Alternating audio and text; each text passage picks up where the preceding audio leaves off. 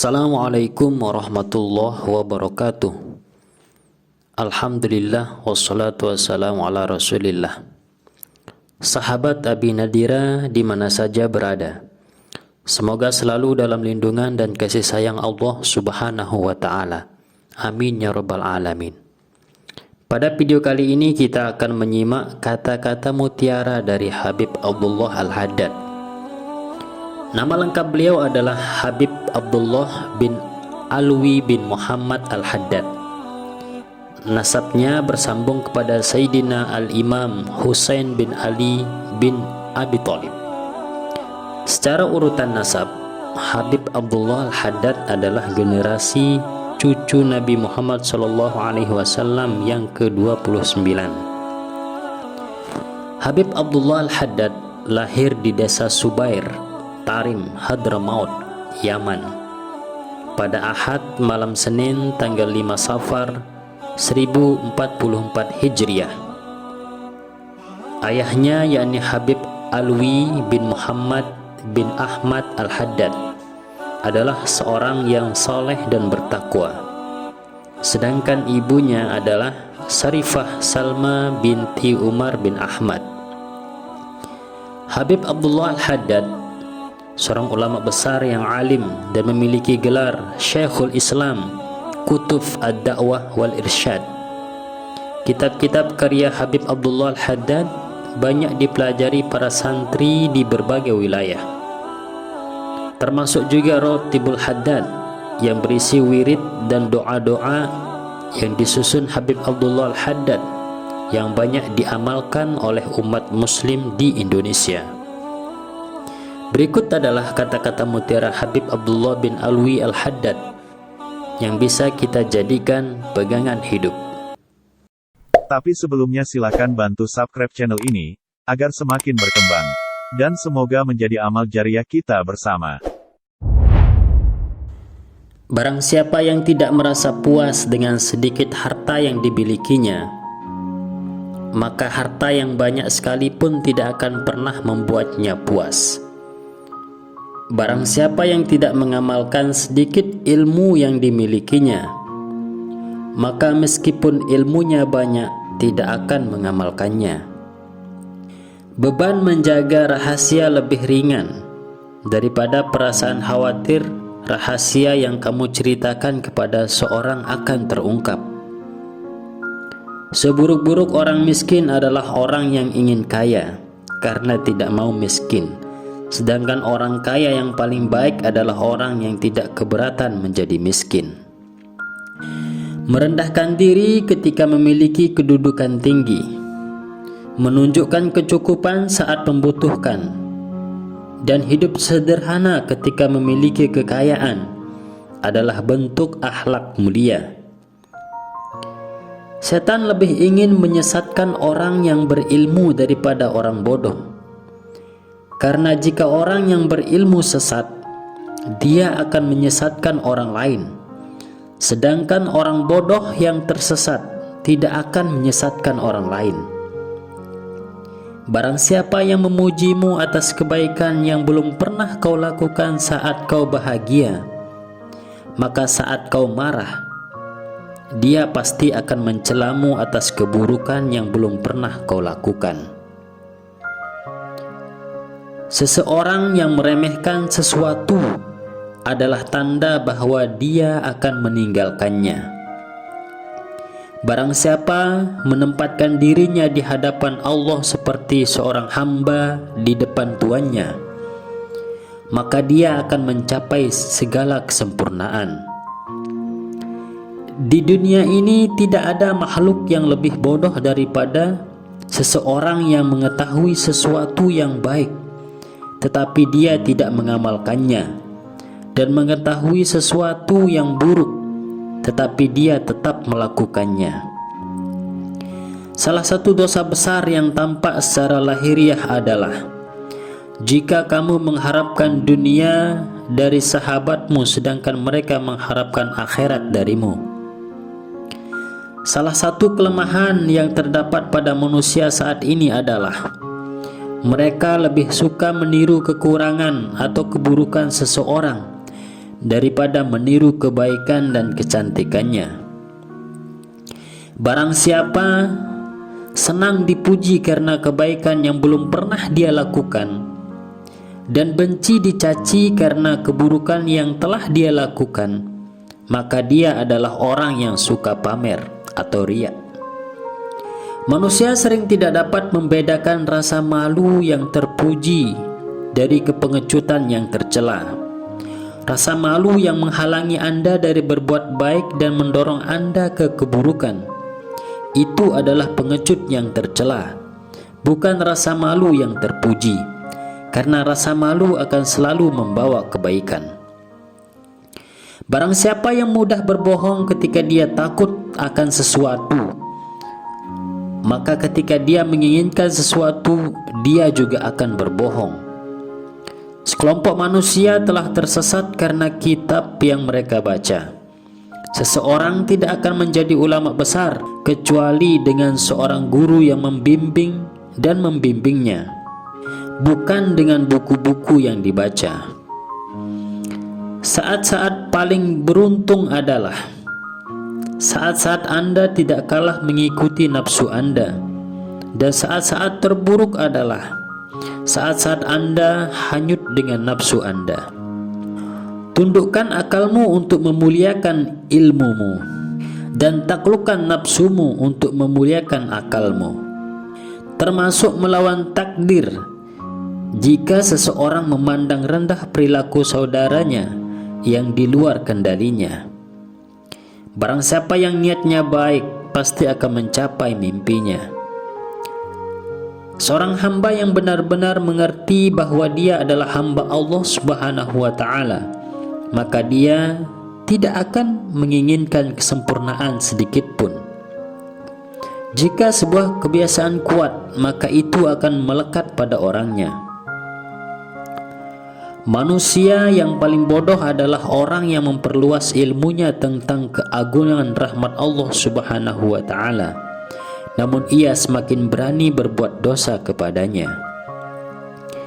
Menyaksikan orang-orang yang lebih mementingkan kehidupan duniawi dapat menghapus cinta akhirat dari hati.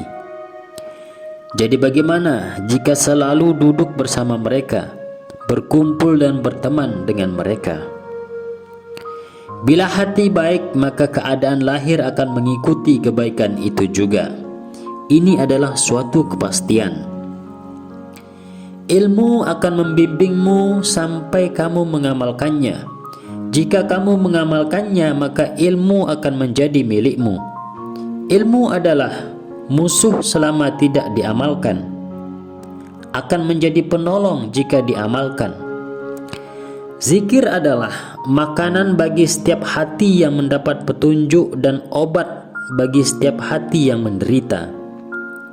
Cukup bagi saya bahwa pengetahuan Tuhan mengetahui situasi saya dan apa yang sedang saya kerjakan. Doa dan harapan saya menjadi saksi bahwa saya membutuhkannya. Berbuat baiklah dengan akhlak yang baik.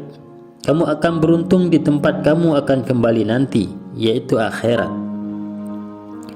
Barang siapa yang mengamati dunia ini dengan matanya, pasti dia akan melihat tipu daya dan kebatilan. Namun, siapapun yang mengamati dunia ini dengan mata hatinya, maka dia akan melihat dunia ini seperti debu yang berterbangan. Langkah pertama yang harus diambil manusia dalam perjalanannya menuju Tuhan adalah pertaubatan. Iman adalah kesatuan antara ucapan dan perbuatan, bertambah dengan taat dan berkurang dengan maksiat. Muliakanlah saudaramu dengan kemuliaan yang bisa kamu lakukan terus-menerus. Jika kamu tidak melakukannya, maka hubunganmu dengannya akan semakin berkembang dan cepat atau lambat akan putus. Berusahalah agar selalu berteman dengan orang-orang yang berakhlak mulia, sehingga dapat mencontoh perilaku baik mereka dan sekaligus menggali manfaat dari perbuatan dan perkataan mereka. Tidak bisa dianggap sebagai saudara seseorang yang bisa memberi kebaikan tapi tidak mau melakukannya. Di zaman sekarang ini sangat sedikit manfaat dari orang-orang soleh karena kurangnya rasa hormat dan lemahnya husnuzon terhadap mereka. Jangan berteman kecuali dengan seseorang yang dapat memenuhi haknya sendiri, dan dia tidak menghujat untuk menuntut hakmu karena dia telah memenuhi haknya sendiri. Awal derajat ketakwaan seseorang adalah ketika ia mencintai orang soleh. Orang yang tidak mencintai orang soleh bukanlah termasuk orang yang bertakwa. Cara mendekati Tuhan adalah dengan melihat orang benar dan kita dilihat oleh mereka. Jika ingin berteman dengan seseorang, perhatikanlah 5 hal darinya: akal yang baik, akhlak yang baik, perilaku yang soleh, tidak ambisius di dunia, dan tidak sombong. Sungguh suatu hal yang sangat mencengangkan, yaitu seorang yang mencari dunia tetapi selalu berhati-hati dari mana ia mendapatkannya dan apa manfaat dari apa yang didapatkannya, serta dengan keyakinan yang kuat untuk meninggalkan dan menghindari kekayaan di dunia. Rela menerima takdir harus berjalan beriringan dengan tidak adanya protes kepada Allah Subhanahu wa Ta'ala, sehingga yang tersisa hanyalah mencari apa yang harus dicari dan menghindari apa yang harus dihindari. Ketahuilah bahwa rezeki itu telah ditentukan dan telah dibagikan oleh Allah Subhanahu wa Ta'ala di antara hamba-hambanya. Ada yang diperluas rezekinya dan diperluas hidupnya, dan dikurangi rezekinya menurut hikmahnya. Jadilah qanaah, atau selalu merasa cukup untuk apa yang telah ditentukan Tuhan untukmu. Jika harta yang sedikit tidak cukup bagi seseorang, maka harta yang banyak pun tidak akan cukup baginya. Begitu pula orang yang tidak dapat memanfaatkan sedikit ilmu, maka ia tidak akan mampu memanfaatkan banyak pengetahuan. Di antara keutamaan yang mulia adalah orang yang rendah hati ketika dalam kemuliaan, berperilaku baik ketika dalam kemiskinan, dan hidup sederhana dalam kekayaan. Syukuri nikmatnya dengan melihat pemberi nikmatnya. Singkirkan apa yang menjauhkannya dari jalan ketaatan. Untuk setiap berkah ada kunci yang membukanya dan ada kunci yang menutupnya. Kunci yang menciptakannya adalah kesabaran, dan kunci yang menutupnya adalah kemalasan. Syukurilah segala nikmat dan karunia-Nya, maka Dia akan menambah dan meridhoimu. Wirid tidak akan bermanfaat kecuali terus-menerus membacanya setiap hari, dan tidak akan berpengaruh kecuali membacanya dengan hati yang hadir.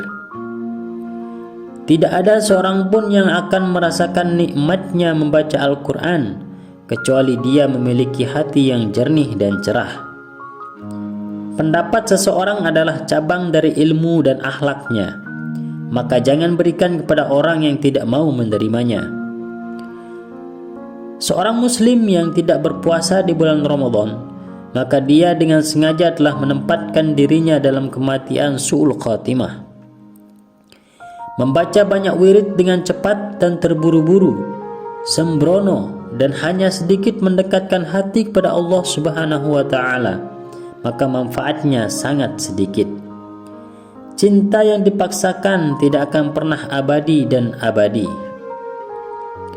Jika syahwat mengajakmu untuk memenuhi syahwatmu, maka jangan katakan bahwa aku akan menurutinya hanya sekali.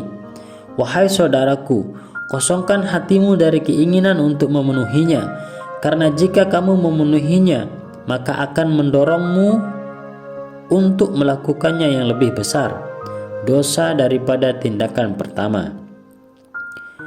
Roh nafsu adalah musuh, dan bagaimanapun juga musuh tidak dapat dianggap aman. Bahkan roh nafsu adalah musuh yang paling berbahaya. Bukan sesuatu yang berharga jika melihat kekurangan dalam kesalahan yang terjadi. Yang istimewa adalah menyaksikan diri kita sendiri dalam segala kekurangan, tapi kita sangat semangat dalam beribadah. Bagaimana mungkin seorang menjadi mukmin sejati jika ia rela dengan dosa yang dilakukannya terhadap makhluk sehingga menimbulkan kemurkaan Tuhan semesta alam?